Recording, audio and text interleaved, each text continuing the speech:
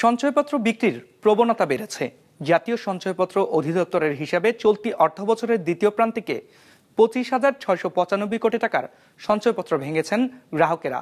আর অর্থবছরের প্রথম 6 মাসে বিক্রি কমেছে 2,500 কোটি টাকার মতো। বিশ্লেষকরা বলছেন, উচ্চ মূল্যস্ফীতির কারণে সঞ্চয়ের সক্ষমতা হারাচ্ছেন সাধারণ মানুষ। রঞ্জিবুল মিজানের রিপোর্টে বিস্তারিত।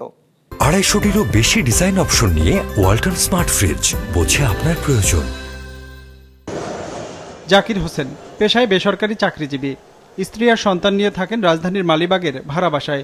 সংসারের খরচ থেকে অর্থ বাঁচিয়ে বছর 3 আগে সঞ্চয়পত্র কিনেছিলেন তিনি, যা ভাঙতে এসেছিলেন রাজধানীর গুলিস্তানের জিপিওতে। আমার এই সঞ্চয়পত্রের মেয়াদ 3 বছর মেয়াদি। গত সপ্তাহেই এটার মেয়াদ শেষ হয়েছে। তো এখন অর্থনৈতিক সমস্যার কারণে আমার টাকা প্রয়োজন, যার কারণে আমি এটা ভাঙতে এসেছি। শুধু জাকির নয়, টাকার প্রয়োজনে সঞ্চয়পত্র ভাঙছেন অনেকেই। জাতীয় সঞ্চয় অধিদপ্তরের হিসাবে চলতি অর্থবছরের প্রথম 6 মাসে সঞ্চয়পত্র ভেঙে 32,354 কোটি টাকা তুলে নিয়েছেন গ্রাহকরা। এর মধ্যে সবচেয়ে বেশি সঞ্চয়পত্র ভাঙানো হয়েছে অক্টোবরে 9,083 কোটি টাকার। নভেম্বরে এর পরিমাণ 933 কোটি টাকা কমলেও ডিসেম্বরে আবার তা 311 কোটি টাকা বেড়ে দাঁড়ায় 8,461 কোটিতে। অর্থাৎ এই 3 মাসের সঞ্চয়পত্র থেকে 25,695 কোটি টাকার বিনিয়োগ তুলে নিয়েছেন গ্রাহকেরা।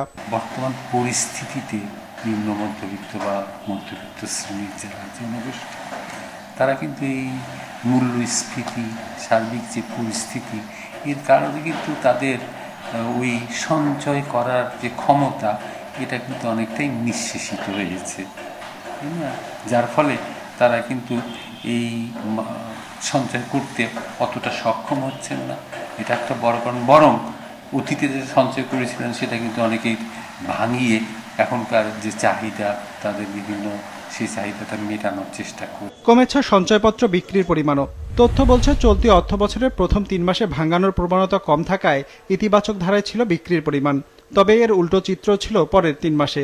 হিসাব বলছে 2024-25 অর্থবছরের প্রথম 6 মাসে সঞ্চয়পত্র বিক্রি হয়েছে 3,109 কোটি টাকার। বিপরীতে এ খাত থেকে বিনিয়োগ তুলে নেওয়া হয়েছে 32,354 কোটি টাকার। সেই হিসেবে অর্থবছরের প্রথম 6 মাসের সঞ্চয়পত্রের প্রকৃত বিক্রি কমেছে 2,244 কোটি টাকার। যেহেতু উচ্চ মূল্যস্ফীতি আছে, আমরা জানি যে সুদের হারও বাড়ানো হয়েছে।